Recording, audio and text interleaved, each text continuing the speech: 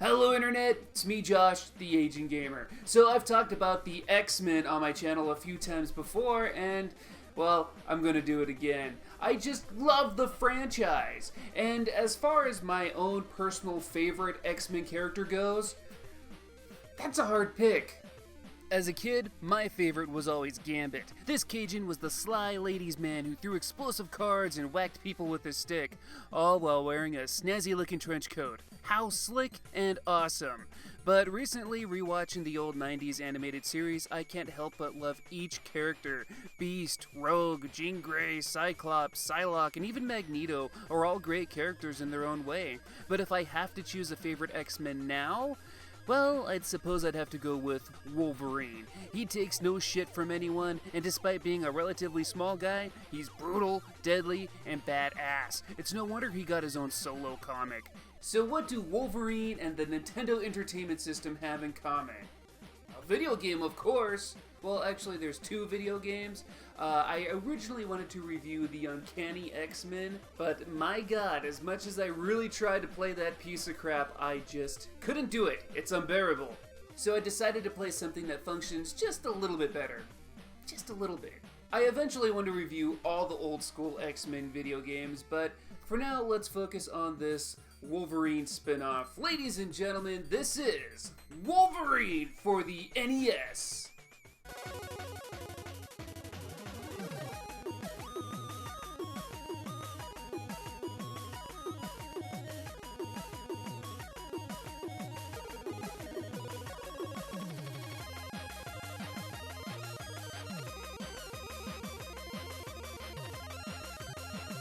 So I didn't have this game as a kid. I only played it a few times before doing this review, and I gotta say, this game is pretty hilarious for all the wrong reasons. You got Wolverine and some really awkward gameplay, you got Sabretooth spewing out ridiculous lines, and it's even got Magneto dabbing.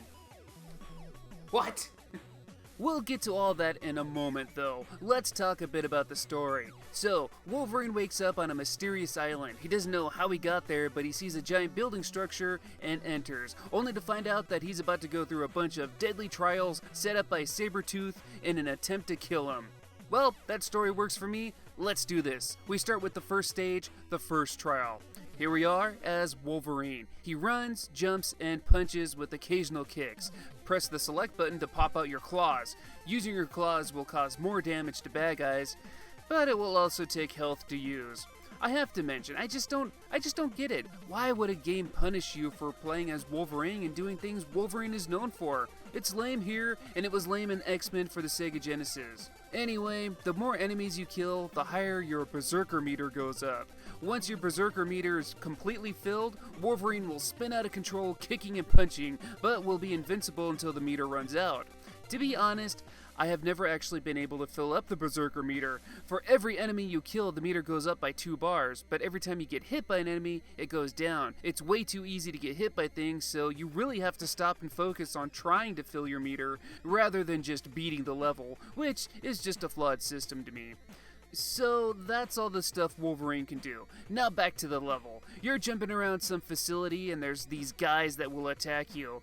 Look at them, just blank characters throwing a typical energy ball at you. How generic can you get? And, whoa, hey, watch out for this guy with the gun over here, huh? Some tank top wearing jabronis somehow made their way in here. So there's a spot at the beginning of the stage where you can just drop down to, press up and you'll warp to stage 2. Otherwise, at the end of the level, jump into this doorway here. Level bonus? What is this, some kind of bonus stage? Oh, no, that's just what they say at the end of a stage for some strange reason. That's weird. Surprise, it's your old friend Sabretooth! Boss fight time? Oh no, we're just moving on to the next stage, Trial by Air. So this level is pretty similar to the first stage, where you're just jumping around avoiding these generic bad guys. The only difference is that there's a bottomless pit. This level isn't too hard, and it's pretty easy to avoid bad guys. However, if you go through it too quick, you'll miss out on something. Towards the beginning of the level, if you drop down to this area and onto these platforms, which, by the way, are they supposed to be shaped like fangs because, you know, the whole Sabretooth thing? Anyway, duck and punch to activate the platforms. Sometimes it pays to read these game manuals. Go inside this room and you'll meet up with Psylocke. She'll give you the ability to summon fellow X-Men Havoc when your energy is low. Why does Psylocke greet us rather than Havoc himself? Who knows? I'd rather take a cameo from Psylocke anyway. She's a hottie.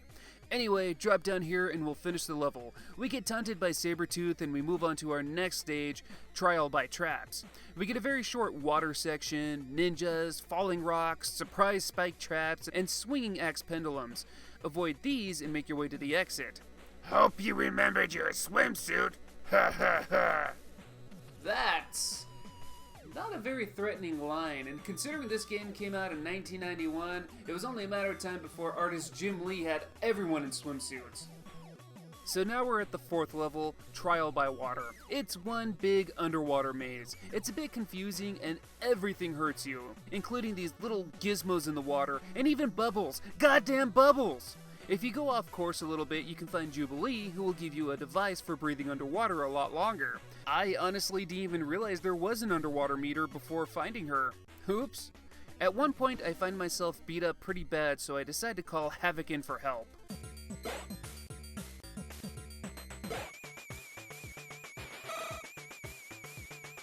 Okay, thanks for that. I'm not sure why we need Havoc to help regenerate Wolverine. I mean, it's not like Wolverine's known for having a healing factor or anything, right?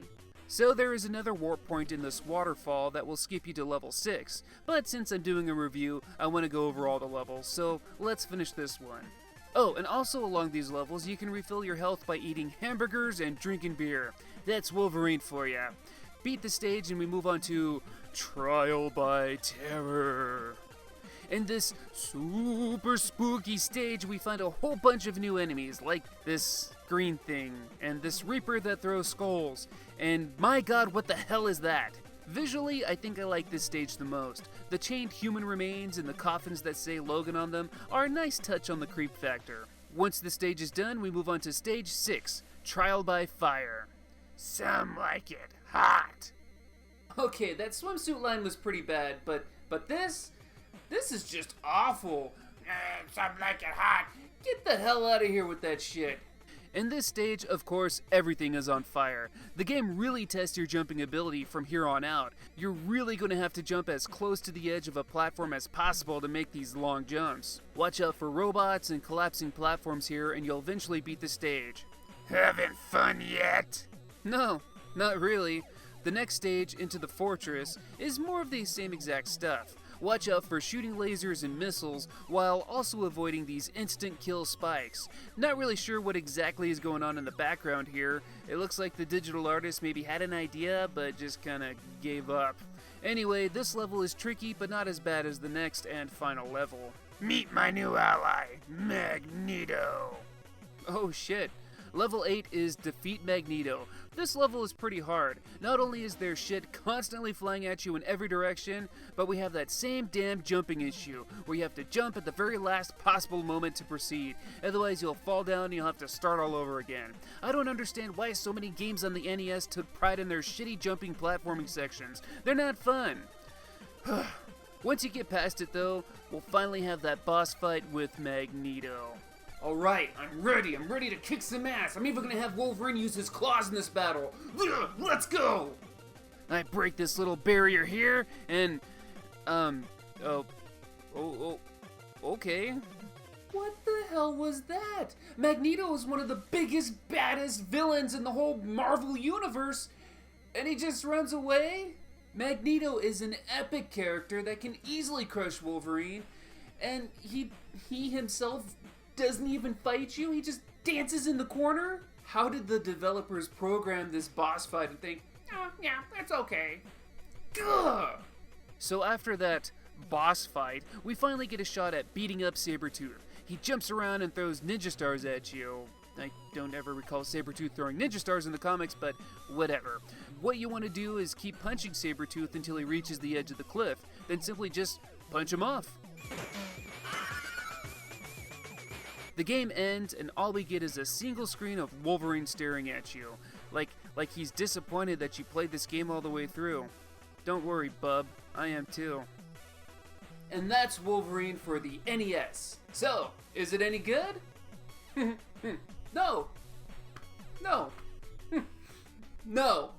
So where do we even start? The gameplay isn't all too great. Being punished for using your claws is an awful mechanic, but what's worse is that you don't even really need your claws. There's only a single real boss fight in the whole game, and it doesn't even make a difference if you use your claws or not. And all the killable enemies can easily be punched that extra hit or so to kill them. The levels themselves feel a bit sloppy, especially the first half of the game. It feels like some of the programmers were just doing some beta testing stages and said, leave it. And then the second half of the game is like, well, let's just do a bunch of awful jumping spots to test the player's skills. It also feels like the X-Men cameos were just thrown in at the last second. I mean, Magneto's appearance literally adds nothing to the game whatsoever. They could have easily have had Sabretooth controlling that machine thing with the barrier and have him running away, just to surprise attack you in the next stage. That would have made more sense. But I suppose that's my fault for trying to make sense of this old NES game anyway. Gameplay-wise, it's not too much fun, and once you learn how easy it is to avoid enemies, you can actually beat this game pretty quickly. I mean, the game kinda helps you though. When you lose a life, or when you continue after getting a game over, you'll continue where you lost your last life. The only thing I really found difficult was those long jump spots. Visually, this game isn't too great either. The single screens they use are done pretty damn well, but the actual gameplay graphics leave a lot to be desired. Wolverine isn't a great game. There's a lot worse NES games out there, but as far as X-Men titles go, this one is definitely towards the bottom of must-play titles. But that's just my opinions. What do you guys think? What do you guys think of Wolverine? Think it's a good game? Think it's a bad game? Let me know in the comments below. If you like this video, give it a like. If you want, go ahead and subscribe too so you don't miss out on future videos. Like always, I thank you guys for watching, and until next time, I will see you all later.